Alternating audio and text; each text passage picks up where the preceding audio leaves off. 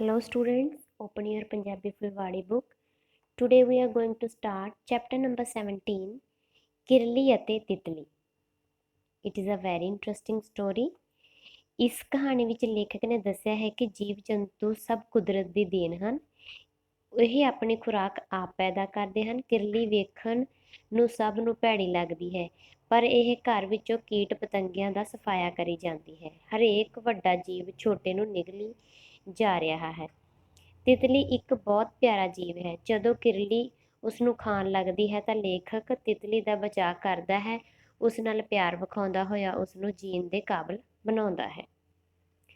ਹਾਂਜੀ, ਗਰਮੀ ਦੇ ਦਿਨ ਸਨ। ਰਾਤ ਹੋ ਰਹੀ ਸੀ, ਬੱਦਲਵਾਈ ਹੋਈ ਸੀ। ਕਦੇ ਕਦੇ ਬੱਦਲ ਗੱਜਦਾ ਸੀ। ਪੌਣ ਤੇ ਠੰਡੇ ਬੁੱਲੇ ਰਾਹਤ ਦਿੰਦੇ ਸਨ। ਅੰਬਰ ਤੇ ਬਿਜਲੀ ਲਿਸ਼ਕ ਰਹੀ ਸੀ। ਮੈਂ ਵਰਾਂਡੇ 'ਚ ਬੈਠਾ ਰਸਾਲਾ ਪੜ੍ਹ ਰਿਹਾ ਸਾਂ। ਘਰ ਹੋਰ ਕੋਈ ਨਹੀਂ ਸੀ। ਮੈਂ ਸਮਾਂ ਵੇਖਿਆ, ਰਾਤ ਦੇ 7:30 ਵੱਜ ਚੁੱਕੇ ਸਨ। ਵਰਾਂਡੇ 'ਚ ਟਿਊਬ ਜਗ ਰਹੀ ਸੀ। ਮੈਂ ਸਾਹਮਣੇ ਕੰਧ ਵੱਲ ਨਜ਼ਰ ਮਾਰੀ। ਇੱਕ ਕਿਰਲੀ ਤਾਕ ਲਗਾਈ ਕੰਧ ਉੱਤੇ ਇੱਧਰ ਉੱਧਰ ਦੌੜ ਰਹੀ ਸੀ। ਜਿਹੜਾ ਵੀ ਜੀਵ ਉਸਦੀ ਪਕੜ ਵਿੱਚ ਆਉਂਦਾ ਉਸਨੂੰ ਨਿਗਲ ਲੈਂਦੀ। ਟਿਊਬ ਦੇ ਚਾਨਣ ਕਾਰਨ ਕਈ ਭਮੱਕੜ ਤੇ ਪਤੰਗੇ ਉੱਡਦੇ ਫਿਰਦੇ ਸਨ। ਕਿਰਲੀ ਉਹਨਾਂ ਨੂੰ ਪਕੜਨ ਲਈ ਦਾਅ ਮਾਰਦੀ। ਕਦੇ ਦਾਅ ਖਾਲੀ ਚਲਾ ਜਾਂਦਾ, ਪਰ ਕਿਰਲੀ ਫਿਰ ਆਸ ਲਗਾਉਂਦੀ। ਇੱਕ ਪਤੰਗੇ ਨੂੰ ਕਿਰਲੀ ਨੇ ਦਬੋਚ ਲਿਆ। ਜਿੱਤ ਦੀ ਖੁਸ਼ੀ ਵਿੱਚ ਕਿਰਲੀ ਦੀਆਂ ਅੱਖਾਂ ਹੋਰ ਖੁੱਲ੍ਹ ਗਈਆਂ। ਹੁਣ ਉਸ ਦੀ ਪੂਛ ਵੀ ਹਿੱਲਣ ਲੱਗੀ। ਮੈਂ ਕਿਰਲੀ ਦੀ ਭੁੱਖ ਬਾਰੇ ਸੋਚਣ ਲੱਗਾ ਕਿ ਜਿਹੜਾ ਜੀਵ ਕੁਝ ਚਿਰ ਪਹਿਲਾਂ ਉਡਾਰੀਆਂ ਭਰਦਾ ਸੀ, ਕੁਝ ਛਿਣਾਂ 'ਚ ਹੀ ਮੌਤ ਦੇ ਮੂੰਹ 'ਤੇ ਚਲਾ ਗਿਆ। ਇੱਕ ਜੀਵ ਦੀ ਭੁੱਖ ਹੱਲ ਹੁੰਦੀ ਹੈ ਤੇ ਇੱਕ ਜੀਵ ਦਾ ਨਾਸ਼ ਹੋ ਜਾਂਦਾ ਹੈ।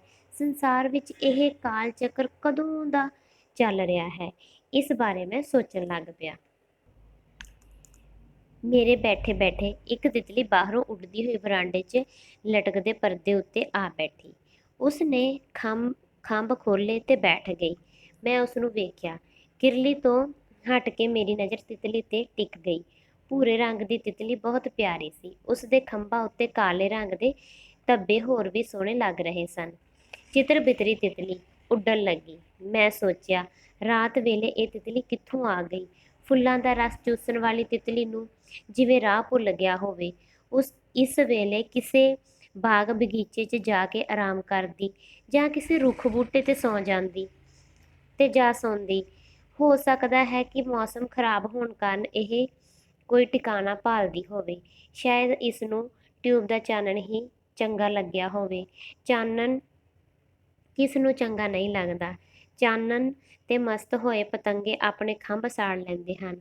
ਹੁਣ ਤਿਤਲੀ ਇੱਧਰ ਉੱਧਰ ਉੱਡਣ ਲੱਗੀ। ਮੇਰੀ ਨਜ਼ਰ ਉਸ ਦੇ ਨਾਲ ਨਾਲ ਦੌੜਦੀ ਰਹੀ। ਕਿਰਲੀ ਚੌਕਸ ਹੋ ਗਈ। ਤਿਤਲੀ ਕਦੇ ਕੰਧ ਉੱਤੇ ਬੈਠਦੀ ਤੇ ਕਦੇ ਟਿਊਬ ਦੇ ਨੇੜੇ ਤੇੜੇ ਉੱਡਣ ਲੱਗਦੀ। ਮੇਰਾ ਧਿਆਨ ਹੁਣ ਤਿਤਲੀ ਤੇ ਕਿਰਲੀ ਵੱਲ ਲੱਗ ਗਿਆ। ਤਿਤਲੀ ਚਾਨਣ ਵਿੱਚ ਹੋਰ ਵੀ ਸੁੰਦਰ ਲੱਗ ਰਹੀ ਸੀ। ਕਿਰਲੀ ਨੂੰ ਜਿਵੇਂ ਕੋਈ ਵੱਡਾ ਸ਼ਿਕਾਰ ਨਜ਼ਰ ਆਉਣ ਲੱਗ ਪਿਆ ਹੋਵੇ। ਉਹ ਕੰਧ ਉੱਤੇ ਤਿਤਲੀ ਨੂੰ ਪਕੜਨ ਦੀ ਸ਼ਿਸ਼ਤ ਲਗਾਉਣ ਲੱਗੀ, ਉਹਨੂੰ ਪਕੜਨ ਲਈ ਨਿਸ਼ਾਨਾ ਲਗਾਉਣ ਲੱਗੀ। ਮੇਰਾ ਦਿਲ ਹੋਰੂ ਤੋਰੂ ਹੋਣ ਲੱਗਾ, ਦਿਲ ਘਬਰਾਉਣ ਲੱਗਾ। ਕਿਰਲੀ ਨੇ ਆਪਣਾ ਸਾਰਾ ਧਿਆਨ ਤਿਤਲੀ ਵੱਲ ਲਾ ਲਿਆ ਤੇ ਹੋਰ ਜੀਵਾਂ ਦਾ ਖਹਿੜਾ ਛੱਡ ਦਿੱਤਾ। ਮਤਲਬ ਦੂਜਿਆਂ ਦਾ ਪਿੱਛਾ ਛੱਡ ਦਿੱਤਾ, ਤਿਤਲੀ ਵੱਲੇ ਧਿਆਨ ਹੋ ਗਿਆ ਕਿਰਲੀ ਦਾ। ਹੁਣ ਕੁਝ ਚਿਰ ਪਿੱਛੋਂ ਤਿਤਲੀ ਟਿਊਬ ਦੇ ਨੇੜੇ ਕੰਧ ਉੱਤੇ ਬੈਠ ਗਈ ਤੇ ਬੈਠੀ ਰਹੀ, ਜਿਵੇਂ ਥੱਕ ਗਈ ਹੋਵੇ। ਇੰਨੇ ਨੂੰ ਕਿਰਲੀ ਨੇ ਦੌੜ ਕੇ ਤਿਤਲੀ ਤੇ ਧਾਵਾ ਬੋਲ ਦਿੱਤਾ, ਹਮਲਾ ਕਰ ਦਿੱਤਾ। ਮੇਰੇ ਵੇਖਦੇ ਵੇਖਦੇ ਤਿਤਲੀ ਦਾ ਧੜ ਆਪਣੇ ਮੂੰਹ ਵਿੱਚ ਜਕੜਨ ਦੀ ਕੋਸ਼ਿਸ਼ ਕਰਦੀ ਰਹੀ। ਤਿਤਲੀ ਖੰਭ ਫੜਫੜਾਉਂਦੀ ਰਹੀ। ਕਿਰਲੀ ਪੂਰੇ ਤਾਣ ਨਾਲ ਤਿਤਲੀ ਨੂੰ ਆਪਣੀ ਪਕੜ ਵਿੱਚ ਜਕੜਨਾ ਚਾਹੁੰਦੀ ਸੀ। ਤਿਤਲੀ ਚੀਕਣ ਲੱਗੀ, ਫਰ-ਫਰ ਕਰਨ ਲੱਗੀ।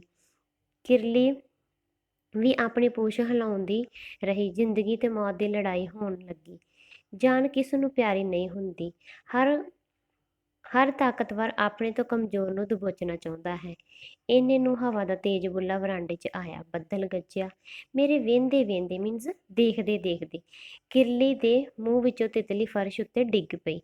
ਮੈਂ ਹੈਰਾਨ ਰਹਿ ਗਿਆ। ਜ਼ਖਮੀ ਤਿਤਲੀ ਜਿਵੇਂ ਕੁਰਲਾ ਰਹੀ ਹੋਵੇ ਤੇ ਖੰਭ ਮਾਰਨੇ ਭੁੱਲ ਗਈ ਹੋਵੇ। ਕਿਰਲੀ ਕੰਧ ਉੱਤੇ ਹੀ ਟਿਕੀ ਰਹੀ। ਉਸ ਨੂੰ ਸ਼ਿਕਾਰ ਖੁੱਸ ਜਾਣ ਦਾ ਅਫਸੋਸ ਸੀ। ਟਿਕ ਟਿਕੀ ਲਾਈ ਕਿਰਲੀ ਨੂੰ ਜਿਵੇਂ ਆਪਣੀ ਹਾਰ ਦਾ ਪਛਤਾਵਾ ਹੋ ਰਿਹਾ ਹੋਵੇ। ਉਸ ਦਾ ਕੰਧ ਤੋਂ ਥੱਲੇ ਉਤਰਨ ਦਾ ਹੌਸਲਾ ਨਹੀਂ ਪੈ ਰਿਹਾ। ਉਹ ਇੱਕ ਥਾਂ ਹੀ ਟਿਕੀ ਰਹੀ ਜਾਂ ਕਿਸੇ ਹੋਰ ਸ਼ਿਕਾਰ ਬਾਰੇ ਵਿਉਂਤ ਬਣਾਉਣ ਲੱਗੀ। ਮੈਂ ਉੱਠਿਆ, ਜ਼ਖਮੀ ਤਿਤਲੀ ਦੇ ਨੇੜੇ ਗਿਆ। ਤਿਤਲੀ ਜਿਵੇਂ ਸਾਹ ਲੈਣਾ ਭੁੱਲ ਗਈ ਸੀ। ਉਹ ਆਪਣੇ ਕੂਲੇ ਤੇ ਰੇਸ਼ਮ ਵਰਗੇ ਖੰਭ ਹਿਲਾਉਣਾ ਚਾਹੁੰਦੀ ਸੀ। ਮੈਂ ਉਸ ਨੂੰ ਇੱਕ ਕਾਗਜ਼ ਉੱਤੇ ਚੁੱਕ ਲਿਆ। ਲੱਗਦਾ ਉਹ ਜਿਉਣਾ ਚਾਹੁੰਦੀ ਸੀ। ਸੋਚ ਕੇ ਮੈਂ ਉਸ ਨੂੰ ਵਰਾਂਡੇ 'ਚ ਲੱਗੇ ਗਮਲੇ ਵਾਲੇ ਫੁੱਲ ਬੂਟੇ 'ਤੇ ਬਿਠਾ ਦਿੱਤਾ। ਫੁੱਲਾਂ ਨੂੰ ਵੇਖ ਕੇ ਸ਼ਾਇਦ ਤਿਤਲੀ ਨੂੰ ਹੋਸ਼ ਆ ਜਾਵੇ, ਮੈਂ ਸੋਚਿਆ। ਤਿਤਲੀ ਬਾਰੇ ਮੈਨੂੰ ਕਈ ਖਿਆਲ ਆਏ। ਰਾਤ ਲੰਘੀ, ਸਵੇਰ ਹੋਈ। ਮੈਂ ਉੱਠਿਆ ਤੇ ਤਿਤਲੀ ਨੂੰ ਵੇਖਣ ਲੱਗਾ। ਗਮਲੇ ਦੇ ਫੁੱਲ ਤੋਂ ਤਿਤਲੀ ਉੱਡ ਚੁੱਕੀ ਸੀ। ਫੁੱਲ ਖਿੜਖਿੜਾ ਰਹੇ ਸਨ। ਮੈਨੂੰ ਬਹੁਤ ਖੁਸ਼ੀ ਹੋਈ। ਮੈਨੂੰ ਸਵੇਰ ਹੋਰ ਵੀ ਸੋਹਣੀ ਜਾਪਣ ਲੱਗੀ।